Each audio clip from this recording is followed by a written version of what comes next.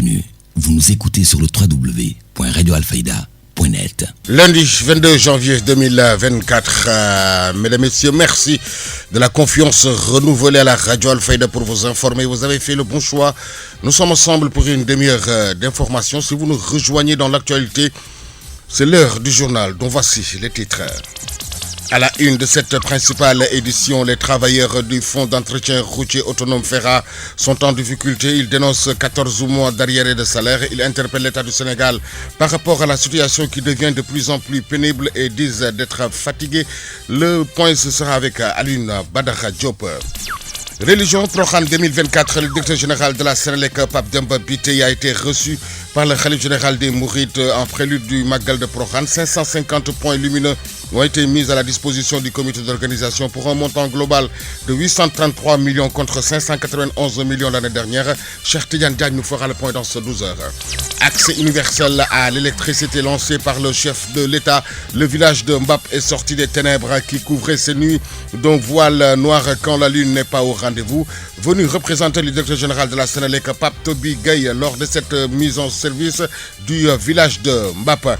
Sur l'international, les tensions entre l'Éthiopie et la Somalie au sujet de Somaliland doivent être réglées par le dialogue d'après d'Antonio Guterres. Et puis sport, début de la troisième journée de la COCAN. Ce soir à partir de 17h, l'ancien ministre des Sports, Mamadou Lamine Keïta, revient sur la rencontre de demain entre la Guinée et le Sénégal. Vous l'entendrez dans la page sportive. La revue des quotidiens, dernière note de ce journal, mettra un terme à ce JP. Mesdames et messieurs, gardez votre confort d'écoute. Le développement, c'est dans une poignée de secondes. Le journal Serigne Moussa Kane. Devant ce micro, Kodosek Keneme assure les opérations techniques. Bonjour et bienvenue. Comme l'annoncé dans les titres, les travailleurs du Fonds d'entretien routier d'autonome FERA sont en difficulté. Ils dénoncent 14 mois d'arriérés de salaire. Ils interpellent l'État du Sénégal par rapport à la situation qui devient de plus en plus pénible et disent d'être fatigués. Alioune Badara Diop. Très remonté compte tenu du retard de leur salaire pendant 14 mois. Une situation très alarmante que réclament les travailleurs de FERA, a indiqué Serigne Djabel Traoré, le porte-parole. Mais depuis que nous avons commencé le travail, on n'a jamais eu gain de cause. On n'a même pas encore perçu un salaire. Depuis le mois de juillet jusqu'au mois de janvier. Donc ces femmes qui travaillent viennent de très loin. Chaque jour elles se débrouillent. On ne sait pas comment ils font pour venir travailler. Mais n'est-ce pas, tout le monde sait que vraiment les temps sont durs. Il n'y a plus de boulot. Mais on fait de tout notre possible pour vraiment que ce travail qu'on nous a confié, vraiment aille sur le bon chemin. Ces derniers comptent passer à une étape supérieure si jamais les autorités ne réagissent pas. Si l'État ne paye pas leur salaire d'ici les élections, personne ne va voter. Parce que le FERA est un démembrement de l'État. C'est le Fonds d'entretien autonome routier. Sinon, autrement dit, ce sera le Fonds pour l'équité et la responsabilisation des autochtones de Kaolack. N'est-ce pas? Donc nous, on est prêts maintenant à tourner le dos s'ils ne payent pas les salaires. Parce qu'on ne peut plus aller. Face à la presse, les acteurs du FERA fustigent le mutisme des autorités pendant 14 mois sans salaire. Ces derniers interpellent l'État du Sénégal pour apporter des solutions immédiates face à leurs problèmes. Djabel Traoré, porte-parole des plaignants, s'est confié au micro d'Alioune Badara Diop et menace de boycotter les élections. Il en a profité pour lancer un appel au président de la République, Djabel Traoré. Donc nous lançons un appel au président de la République. Oui, parce que ce programme qu'on appelle Khayundaouni, donc je vois que ce programme participe dans ce sens-là. Donc Khayundaouni, les jeunes sont là. On a beaucoup fait pour notre cher Kaolack. Ils ont beaucoup travaillé, mais en retour, on n'a pas gain de cause. Maintenant, et que tout le monde sache que cette jeunesse-là est porteuse d'espoir. Et nous avons tous nos cartes d'électeurs, n'est-ce pas? Donc nous élissons un gouvernement qui est là pour vraiment se soucier des besoins de sa population. Si nous ne voyons pas nos salaires en retour, d'ici les élections, je dis que nous allons sillonner toutes les rues de Kaolack. Personne ne va voter Benno Bokk Yakaar. Mais absolument, parce qu'il y a eu même 2 de nos employés qui sont tombés malades. Ils ont été entrés à l'hôpital. C'est déplorable, monsieur. C'est triste ce que je dis. J'ai des témoins derrière là. Je ne mentirai pas, n'est-ce pas? Donc, je vous dis que ça fait 12 mois et 4 mois, 14 mois, on n'a pas perçu nos salaires. Et chaque jour, on est sur le terrain, on travaille. Nos coordonnateurs, ils viennent avec des photos, ils font des prises d'images qu'ils envoient, je ne sais pas, au ministère pour leur montrer que nous sommes sur le terrain, nous travaillons. Mais en retour, les fins de mois, on ne paye pas. Et personne ne fait l'intermédiaire pour nous régler nos salaires. On ne sait plus à quel sens se vouer. On est fatigué, on a marre, comme on le dit. Les journées mondiales de la jeunesse prévues à Saint-Louis, le directeur des œuvres du diocèse de Kaolack sur les IMJ, Abbé Christophe Nong, revient sur le thème « C'est ce qui marche dans le Seigneur, ce qui met l'espoir dans le Seigneur marche sans se fatiguer ». Les jeunes catholiques sont aussi touchés par le phénomène de l'immigration clandestine. Abbé Christophe Nong.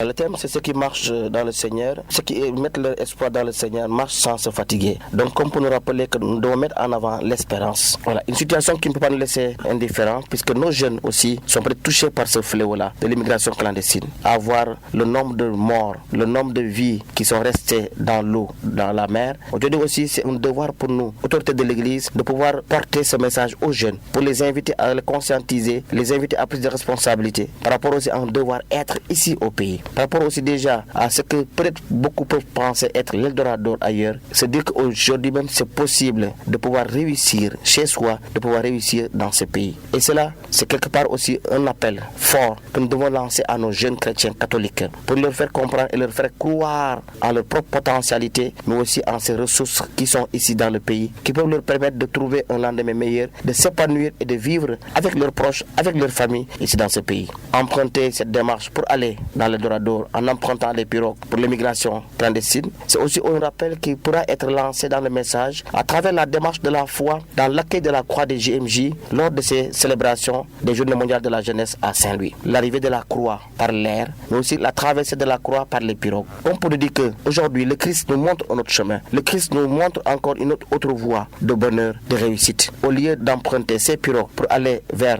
d'autres rives où nous pouvons perdre la vie, nous pouvons emprunter ces pirogues en suivant le Christ vers le chemin du salut, de la réussite parfaite. Journée mondiale de la jeunesse JMJ, un rassemblement qui sera l'occasion pour les autorités de l'Église de sensibiliser les jeunes par rapport aux élections présidentielles sur la préservation de la paix et de la citoyenneté. Abbé Christophe Nong, je vous propose de l'écouter. Voilà, ce rassemblement sera aussi déjà une occasion pour les autorités de l'Église de sensibiliser les jeunes par rapport aux élections à venir. Déjà par rapport à la non-violence, par rapport à la préservation de la paix, mais par rapport aussi déjà à la citoyenneté. Que nous puissions déjà aussi conscientiser ces jeunes à un devoir, mais aussi à une manière d'être, par rapport déjà à ce qui peut aujourd'hui être déjà source de conflits, source de division, et même par rapport à ce qui se présage pour des lendemains des élections incertains. Donc déjà inviter nos jeunes chrétiens à plus de responsabilités, à être aussi déjà conscients que accomplir ce devoir peut se faire, mais aussi dans la dignité, dans le respect, dans la paix et la sérénité. Surtout aussi que donc l'appel à la non-violence, c'est aussi déjà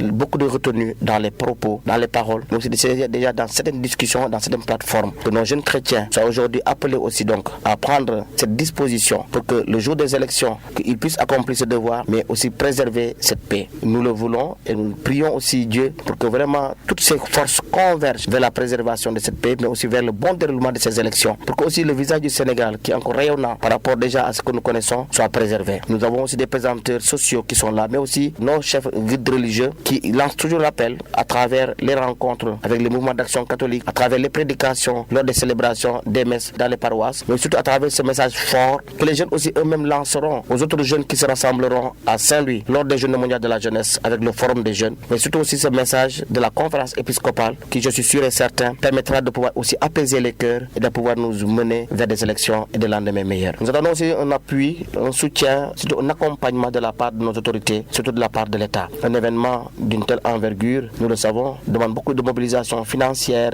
matérielle. Cela demande aussi donc que nous puissions nous orienter, nous tourner vers nos autorités. Ce que nous avons fait du reste en essayant d'écrire à nos autorités pour demander un appui, demander un soutien, demander aussi déjà de l'aide. La municipalité aussi, nous lançons un appel fort et pressant pour que vraiment nous puissions aussi bénéficier d'un appui. Nous avons écrit, nous sommes adressés à l'autorité compétente, donc le maire, monsieur le maire, pour que vraiment aussi nous puissions être soutenus, être appuyés pour accompagner ces jeunes.